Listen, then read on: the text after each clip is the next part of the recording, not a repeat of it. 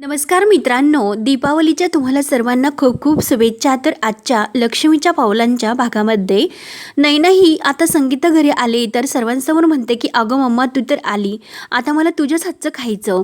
तर रजनी म्हणते की अगं नैना कशाला, एकतर त्या आपल्या घरी आल्या म्हणून लगेच का त्यांना कामाला लावते, अगं त्यांची कंबर दुखते, मग कशाला उगाच, अगं एकतर इतका वेळ स्वयंपाक करण्यासाठी उभ्या राहिल्या त्यांना आणखीन त्रास होईल. तेव्हा नैना म्हणते की म्हणजे या घरात कोणी माझं साधं डोहाळे सुद्धा पुरवणार नाही का. तेव्हा रजनी म्हणते की अगं नैना मला तसे नाही म्हणायचे, आणि त्यांची कंबर एकदा 2-3 दिवसात बरी झाल्यानंतर मग त्या तुला हवं ते करून देते, आणि तशाही त्या काही लगेच घरी नाही जाणार.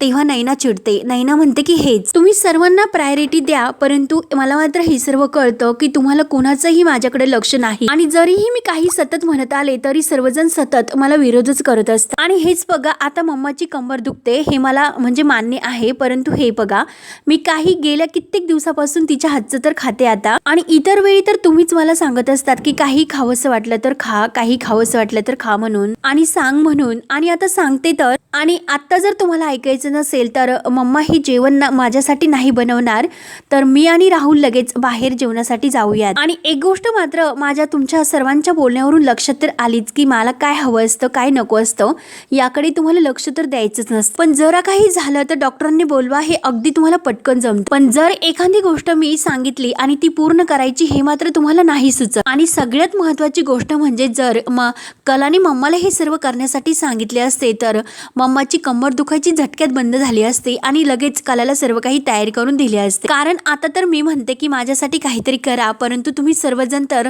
एकच पहाडा लावून बसणार की नाही म्हणणार. तेव्हा नैनाचे हे बोलणं आबा रजनी यांना पटत नाही, परंतु रोहिणी मात्र आनंदाने हे सर्व ऐकत असते.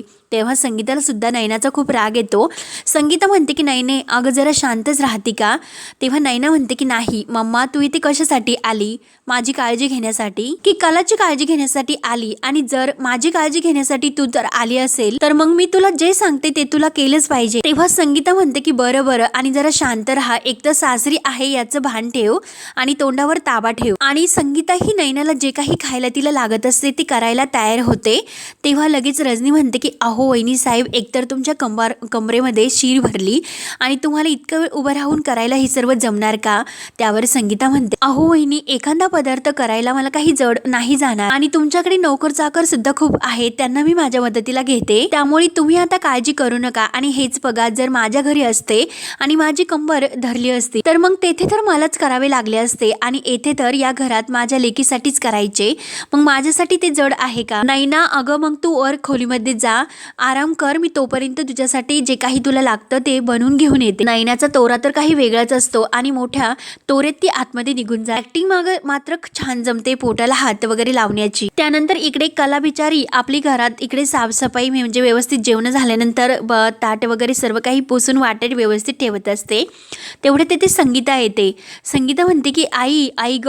कला मात्र ती अद्वैतच्या त्या वागण्याने डिस्टर्ब असते, आणि ती संगीताकडे पाहते. तेव्हा संगीता लगेच कलाला म्हणते की अगं कले, नैनी मला काय म्हटले की माझ्या आवडीचं काहीतरी बनव म्हणून. अगं मग मी तिच्यासाठी तिच्या आवडीचं काहीतरी बनवेल, परंतु आपण बाकीचा जो स्वयंपाक आहे ना तो सर्व आपल्या जावई बापू अद्वैतरावांच्या आवडीचा बनवूयात. तेव्हा कला म्हणते की आई अगं कशाला, तुला तर फार त्याचा पुळका आहे बर का. अगं त्यांच्या आवडीचा स्वयंपाक बनवायला त्याचा काही वाढदिवस आहे की लग्न.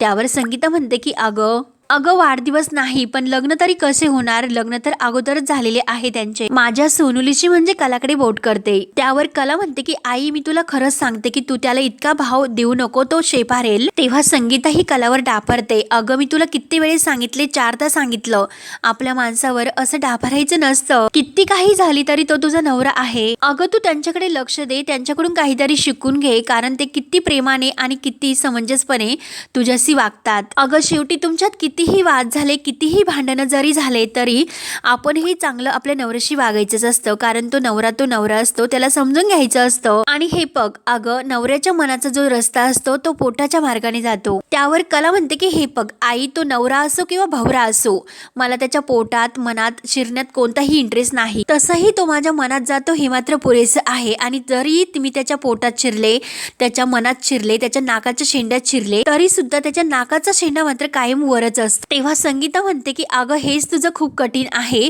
तेव्हा कला म्हणते की अगं आई म्हणजे तुला त्याचं सोपं वाटतं आणि माझं जरा कठीणच वाटतं का? तेव्हा संगीता म्हणते की हो अगं माझा जावई बापू अद्वैतराव अगदी साधा सरळ आणि समंजस गुणी माणूस आहे, म्हणून ती अद्वैतचे खूप कौतुक करत असते। त्यावर लगेच कला म्हणते की गुणी माणूस आणि त्या गुणी माणसाला भेंडीची भाजी अजिबात नाही आवडत। मग आज तू बघतच राहा की मी त्याला भेंडीची भाजी खायला लावते की नाही। माझीच आई आणि मला शहाणपणा शिकवते आणि त्याची बाजू घेते। त्यावर लगेच कला ही कामाला लागते तर संगीता तिच्याजवळ येते आणि काय ग कला, काय चाललं तुझं हे सर्व? अगं डोळ्यावरची झापडं लावलेली आहेस ना ती बाजूला काढ जरा आणि उघड्या डोळ्यांनी त्या माणसाकडे बघ। अगं माझी फक्त कंबर बसली होती म्हणजे शीर बसली होती, त्याने माझ्यासाठी चक्क गादी घेऊन आलात आणि गादी स्वतः टाकली। त्यावर कला म्हणते की आई अगं तुझ्या डोळ्यावर सुद्धा त्याच्याविषयी चांगल्या पणाची झापडं आहेत, त्याला फक्त तू म्हणजे जे काही चांगलं करतो तेच तुला दिसते, परंतु माझ्याशी कसा वागतो, मला कसे बोलतो हे मात्र तुला नाही दिसत। मी मात्र जे काही बोलते आणि करते तर ते तुला लगेच पटकन दिसतं। त्यावर संगीता म्हणते की अगं तू काही म्हण परंतु तरी सुद्धा माझे जावई बापू चांगलेच आहे, तू बघतच राहा की आज ते तुला जमिनीवर झोपूनच देणार नाही। त्यावर लगेच कला म्हणते आई काय म्हणतेस तू, झोपून देणार म्हणजे? अगं तुम्हाला साधा जवळ सुद्धा नाही येऊन देणार, झोपून तर बाजूलाच। आणि एक बघ मी 24 तास त्या माणसाबरोबर राहते, तो कसं आहे ते मला चांगलंच माहिती आहे, म्हणून कलाची खूप संगीताला समजवण्यात चिडचिड होते, परंतु संगीता कुठे ऐकायला तयार असते। संगीता म्हणते की अगं खरंच आपला अद्वैतराव म्हणजे जावई बापू खूप चांगले आहेत, कला तूच त्यांचा प्रेमाने स्वीकार कर, त्यांना समजून घे। मला तर असे वाटते की त्याच्या चांगली लगावून द्यावे आणि त्याला घराच्या बाहेर काढावे। तेव्हा लगेच संगीताला राग येतो। संगीता म्हणते की अगं जरा नीट बोल।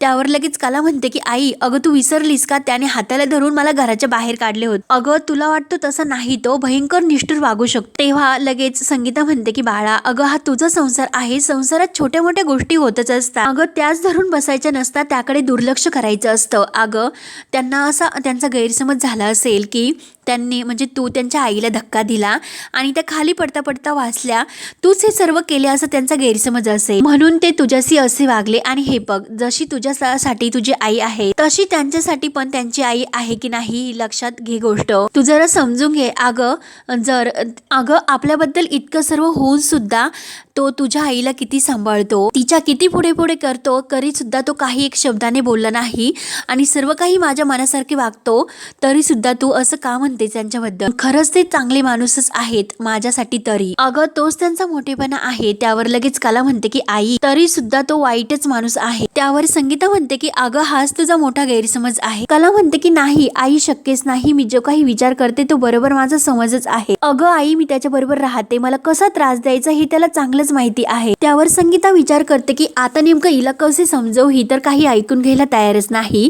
आणि लगेच ती कलाला म्हणते की लागली पैंच, आज ती तुला जमिनीवर झोपून देणार नाही। कला म्हणते की काय जमिनीवर झोपून देणार नाही, इतका पुळका आहे का तुला तुझ्या जावयांचा? तेव्हा संगीता हात पुढे करून म्हणते की हो। तर कला म्हणते की ठीक आहे, मग तुला मी दाखवूनच देते की तो कसा वागू शकतो ते। लागली पैंच आणि त्या दोघीमध्ये पैंच लागते। तर संगीता म्हणते की जर मी पैंच जिंकले तर आजपासून जे काही मी तुला सांगते अगदी तसेच तुला काही न बोलता वागावे लागेल। तेव्हा कला म्हणते की ओके, आणि जर आई मी ही पैंच जिंकली तर मी चांदेकरांशी कशी वागले तर आयुष्यभर तू त्यामध्ये पडायचे नाही, मला काही म्हणायचे सुद्धा नाही, कबूल ना आई, ठरले ना? तर संगीता म्हणते की हो हो ठरले ठरले, आणि चल लगेच आता कामाला लागूयात। तेव्हा संगीता लगेच कामाला लागते। तर कला विचारते की आई अगं तुझी कंबर बसली होती म्हणजे शीर धरली होती, कारण संगीताने ही मुद्दाम नाटक केलेलं असतं, कारण तिला कला आणि अद्वैत या दोघांना एकत्र बेडवर झोपायचं असतं, म्हणून तिचं ही मुद्दाम प्लॅनिंग सुरू असतं। तर संगीता मुद्दाम म्हणते की हो ना, आणि आई आई असं कमरेला हात लावून खूप दुखते ग कला, अगं कामाच्या नादामध्ये हे दाबण्याचं राहूनच गेलं आणि दुखायचं सुद्धा माझ्या लक्षात नाही राहिलं, म्हणून ती कलाला चांगली गंडवते। संगीता म्हणते की कला अगं तू काळजी करू नकोस, अगं दुखते माझं, परंतु काम मात्र आपण सर्व करून घेऊया। म्हणून संगीता परत काहीतरी नयनासाठी खायला बनवायला सुरुवात करते। तर कलाला गोड हसायला येतं, आई असे का वागत असेल? त्यानंतर इकडे राहुल हा नयनावर खूप खुश असतो आणि म्हणतो की अगं नयना खरंच मला हे तुझं खूप आवडतं, कारण तू तुझ्या हक्कासाठी भांडते। आत्ताचंच उदाहरण घे की अगं जर तू तुझ्या हक्कासाठी आणि तुला काय लागतं हे मागण्यासाठी जर भांडली नसती आणि जर तेथे कला असती तर सर्वांनी मान्य केलं असतं आणि तू आहेस म्हणून ते मान्य करत नाही.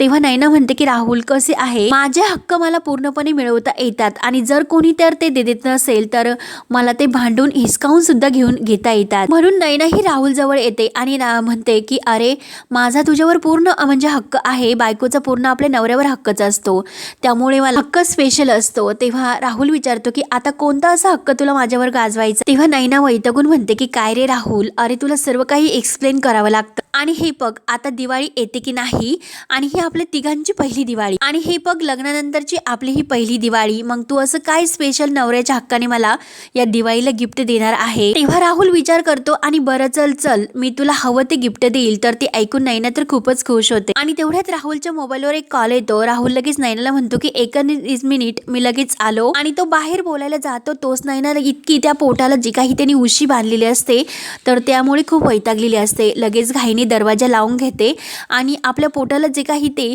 वटकुळी बांधलेली आहे ती बाजूला काढून ठेव आणि तशीच ती बेडवर राहिलेली असते. परंतु ती बाथरूममध्ये म्हणजे जायला निघते आणि ती बेडवर तशीच ती वटकुळी ठेवलेली असते आणि तेवढ्यात संगीता तिला जे काही खायला लागते ते बनवून घेऊन तिच्या रूममध्ये येत असते आणि तेवढ्यात संगीता ही दरवाजा उघडते आणि त्या धक्क्याने थोडंसं बेडवर जे ठेवलेलं असतं तर ते खाली ती वटकुळी पडते.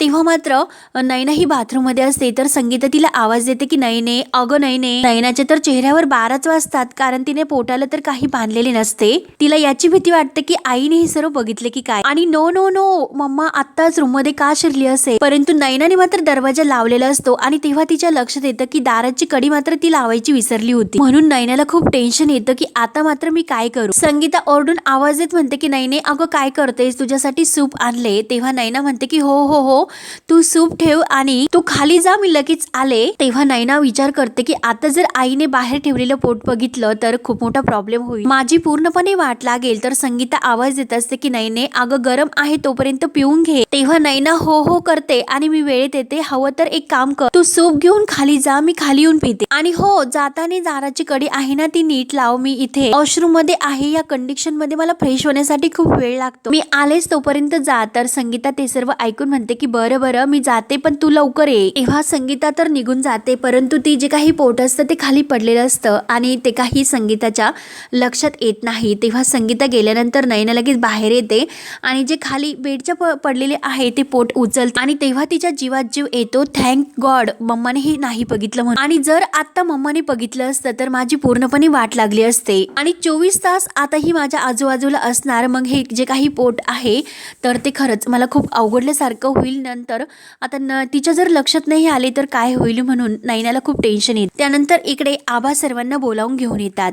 तर रजनी विचारते की आबा अहो काय झाले, कशासाठी बोलावलं. कारण त्यांनी रजनी, रोहिणी आणि सरोज या तिघींना बोलावून घेतलेले असतात. तर आबा सांगू लागतात की अगं आता सणवाराचे दिवस आले आणि आपल्या घरात तर विहीनबाई येऊन राहिल्यात, त्यामुळे आपल्या घरात जर काही वादाचे प्रश्न असे घडले तर ते टाळण्याचा तुम्ही प्रयत्न करा, म्हणजे वाद काही जास्त घालू नका. आणि त्यांच्या समोर मला कोणतेही वाद घातलेले नाही आवडणार आणि कोणती आई सहन करेल की जेथे ज्या घरात आपले वाद होतात, ज्या घरात आहे तेथे सतत वाद होत असतात. मला फक्त तुम्हाला एवढंच म्हणायचं की तुम्ही जे काही आहे ते समजुतीने घ्या, तुम्ही कराल का असे मी नाही विचार आणि हे मी सांगतो त्यामुळे ते व्हायलाच पाहिजे की घरामध्ये वाद नकोय म्हणून. घरच्या प्रमुख या नात्याने मी तुम्हाला हे सर्व काही समजावून सांगतो आणि जर यात कुणाला त्यात बदल करायचा असेल, कुणाला हे आवडत नसेल, कुणाचा विरोध असेल तर ते आत्ताच माझ्या समोर सांगा. तेव्हा लगेच सरोज बोलून जाते की तुमचं न ऐकून सांगणार तरी कुणाला, काही झालं तरी तुम्ही कलाचीच बाजू घेणार आणि त्या खरे बाईंची, त्यामुळे न बोललेलंच बरं राहील. तर आबा लगेच म्हणतात की हो मला सुद्धा त्याच बाबतीत बोलायचं, मनात जे काही विष आहे ना ते बाजूला काढून ठेवा आणि समजा काही चुकीचं झालं असेल आणि कुणाला त्याबद्दल काही बोलायचं असेल तर नंतर सुद्धा आपण त्यावर बोलू शकतो, हो की नाही रोहिणी, तुला पटते की नाही असे आबा लगेच रोहिणीला विचारतात. तर लगेच रोहिणी म्हणते की अहो डॅड मला का विचारतात, मी तर कधीही कुणाच्या आध्यात मध्यात नसते, जे काही सांगत असतात ते सर्वांचं मला पटत असतं आणि सर्वांचं मी ऐकत असते. तेव्हा आबा म्हणतात की हो मी वयाने मोठा आणि घरचा कुटुंब प्रमुख या नात्याने मी तुम्हाला हे सर्व सांगतो, त्यामुळे हा आदेश मात्र सर्वांनी पाळायलाच हवा. तेव्हा आबांचे म्हणणे पूर्ण झाल्यानंतर सरोज तर अगोदर तोऱ्यात निघून जाते आणि तिच्या मागं रोहिणी आणि रजनी सुद्धा निघून जातात. त्यानंतर रात्र होते तर कला ही आपल्या तांब्यात पाणी घेऊन आपल्या झोपायची तयारी म्हणजे रूम मध्ये येत असते. तर संगीता तिला आडवी होते आणि संगीता म्हणते, अगं कला, आपली पैंज तुझ्या लक्षात तर आहे ना? तर कला म्हणते की हो नाही, आणि आता तर मी वरच चालले, मग तू सुद्धा आता माझ्यासोबत वरच चल. संगीता म्हणते की हो हो चल चल, मी येणारच आहे. तेव्हा संगीता आणि कला हे दरवाजा जवळ येतात आणि अद्वैत नेमकं काय करता हे डोकावून पाहतात. तेव्हा संगीता म्हणते की जा तू आतमध्ये जा, नक्की तुला बेडवरच झोपवतील. तर कला म्हणते की बघतच राहा, आणि गुड नाईट करून कला ही रूम मध्ये येते. तेव्हा मात्र कला आतमध्ये आल्यानंतर अद्वैत तिच्याकडे बघून म्हणतो की वाव, खरंच काय छान गादी, काय मस्त झोप लागणार आहे, अगदी सुखाची, प्रत्येकाला हेवा वाटेल अशी आज आहे माझे अंथरूण. तेव्हा कला मात्र बघतच असते आणि संगीता डोकावून त्या दोघांचं बोलणं ऐकत असते. त्यावर अद्वैत लगेच गादीवर बसतो आणि शांतपणे असं मी गादीवर बसणार, असा पांघरून घेणार आणि पडता क्षणी मी झोपी जाणार म्हणून अद्वैत तसाचा खूप खुश होत असतो. त्यावर कला काही उत्तर देत नाही आणि कपाटामधून जे काही आपले कपडे झोपण्याचे आहे ते काढते आणि अद्वैतकडे रागाने बघत ती खाली चटई आथरते. संगीता मात्र त्या दोघांकडे लक्ष ठेवूनच असते. कला सुद्धा ओरडून म्हणते की मी सुद्धा आता चटईवर मस्त अशी शांत झोपणार. त्यावर लगेच अद्वैत म्हणतो की मग ओरडून कुणाला सांगते, असंच छान गादीवर छान झोपायला मिळणं हा ज्याच्या त्याच्या नशिबाचा भाग असतो. आणि कला सुद्धा ही रागाने खाली झोपते. तर संगीता डोक्याला हात लावून घेते की अरे बापरे, म्हणजे मी जे काही केलं त्याचा काही उपयोग नाही झाला आणि शेवटी हे तर वेगवेगळे झोपले. आणि खरंच काय दोन प्रकारची दोन पोरं आहेत देवा, सर्व काही अगदी कठीण आहे. अद्वैत मात्र मस्त झोपण्याचे नाटक करून गाणे गुणगुणायला सुरुवात करतो.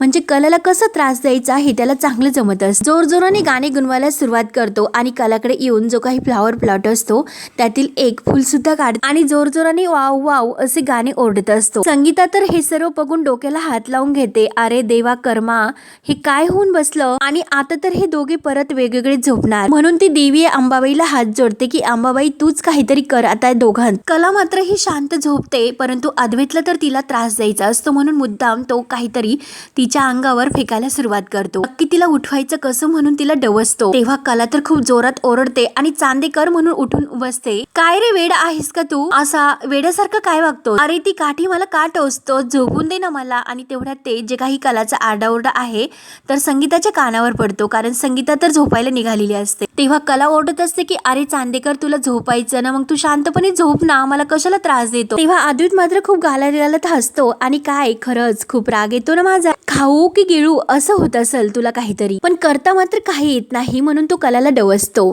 कला तर इतकी चिडते, अरे तू आत्ता या वेळेस माझ्याशी चर्चा करणार आहेस का. तेव्हा अद्वैत म्हणतो की नाही अगं चर्चा नाही करत, फक्त तुला समजावून सांगतो आणि चल वर येऊन झोप. असे म्हटल्यानंतर संगीताचं तर मनासारखं होतं आणि शेवटी चॅलेंज ती जिंकते असं तिच्या लक्षात येते. तेव्हा कला ही बाहेर डोकावून पाहते आणि अद्वैतला म्हणते की काय काय म्हणालास. अद्वैत चांदेकर जो सारखं मी मी माझं मला करत असतो आणि तो मला आज चक्क म्हणतो की वर बेडवरून झोप, शक्यच नाही. आणि हे बघ चांदेकर, तुला माझ्यावर काही दयावया दाखवायची गरज तर नाही. त्यावर अद्वैत म्हणतो की अगं तुझ्यावर दयामाया दाखवण्याचा काय संबंध आहे, अगं मला माहिती आहे की तू उद्या काय करशील, तू उद्या आबांकडे जाशील, माझ्या विरुद्ध आबांकडे कान भरून माझ्या चुगल्या करशील, आबांना सांगशील ना की बघा आबा तुमचा नातू मला चटईवर झोपवतो आणि त्यामुळे माझी कंबर दुखते, पाठ दुखते, आणि आबांनी मात्र तुला दयामाया दाखवलेली ते मला नकोय आणि हा जो काही तुझा प्लॅन आहे तो मला कळत नाही असे तू समजू नको. तेव्हा संगीता मात्र खूप खुश होऊन हसते, पण कला ही डोक्याला हात लावून घेते की माझ्याच नशिबी हे सर्व काय हवे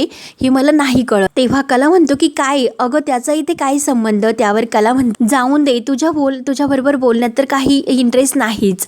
तर म्हणतो की अगं बोल, का थांबलीस, जे बोलायचं ना ते बोलून घे, तू बोललीस ना मी लगेच जातो आणि तुझ्या आईला तुझं नाव जाऊन सांगतो. तेव्हा संगीता तर लगेच ताटकन फुकते, म्हणते की हे बघ तू जे काही करतो ना ते चांगलं नाही. तेव्हा अद्वैत म्हणतो की अगं मी काय करतो, काही चांगलं नाही, मी तुला सांगतो ना वर येऊन झोप म्हणून. कला मात्र ऐकायला तयार नसते आणि शेवटी ती आपल्या चटईवरच झोप. तेव्हा संगीताला सुद्धा कलाचा खूप राग येतो आणि ती मनात म्हणत असते की आता नेमकं ह्या मुलीचं काय करू, ही तर खालीच झोपली. तेव्हा अद्वैत पुन्हा उठतो आणि लगेच तो कलाचे जे काही अंथरूण असतो तो तसेच ओढतो. तर कला ही चटकन उठते आणि काय रे चांदेकर काय करतोस, काय अरे मी झोपले तुला ते सुद्धा नाही कळत का. तेव्हा अद्वैत खूप रागवतो आणि म्हणतो की मी तुला एकदा सांगितले की चल उठ वर झोपायला चल. तेव्हा कला जोरात ओरडते आणि बाहेर खिडकीतून म्हणजे दरवाजातून पाहते तर संगीता सुद्धा तिला खुणावते की जा वर जाऊन झोप आणि डोक्याला हात लावून घेत असते की जा अगं वर जाऊन झोप. आणि मनात म्हणते की ही पोरगी खरंच किती हट्टी आहे, जावई बापू तिला इतके मनापासून सांगतात तरी सुद्धा ही उठायला तयार नाही. अद्वैत तिला म्हणत असतो की जर तू वरती झोपायला आली नाही तर मी रात्रभर तुला असाच त्रास देईल। तेव्हा अद्वैत तिचं जे काही अंथरूण असतो तो उचलतो आणि जर तू आली नाही तर असंच फिरवीत राहील असे म्हणतो। तेव्हा संगीताला हसायला येतं तर लगेच कला वर झोपायला तयार होते। अरे ठीक आहे, तू असे काही करू नको, येते मी वर झोपायला। तेव्हा कलाचं जे काही तिने आईला प्रॉमिस केलेलं असतं की जर मी जिंकले तर अगं कला, मी तुला जे सांगेल अगदी तसेच तू वागायचे, ही कलाच्या सर्व काही तिला आठवते। आणि हा भाग येथे संपतो। पुढील भागामध्ये सगळे नौकर हे सुट्टीवर काढून दिलेले असतात, म्हणजे जायला निघतात, परंतु रोहिणी मात्र संगीताला घरातील फरची पुसायला लावते आणि कला येते। कला आईचा हात धरते की आई तू हे काय करते। तेव्हा कला अंजूला म्हणते की अंजू काय हे, तर अंजू लगेच म्हणते की दिवाळी आहे, घरच्यांना वेळ द्यायचा, इकडचं तिकडचं जमत नाही, म्हणून लगेच सरोज मॅडमच्या सांगण्यावरून अंजू, आनंद, रघु सर्वजण सुट्टीवर निघून जातात, कारण त्यांना कला आणि संगीताला त्रास द्यायचा असतो। तेव्हा कला मात्र आता हे सर्व बघत असते, परंतु आता अद्वैत मात्र सरोजच्या नाकावर टिचून परत कसा सर्व नोकरांना घरी बोलावून घेऊन येतो। आणि पुढे काय होते हे पाहण्यासाठी आपल्या चॅनलला नक्की सबस्क्राईब करत राहा। धन्यवाद।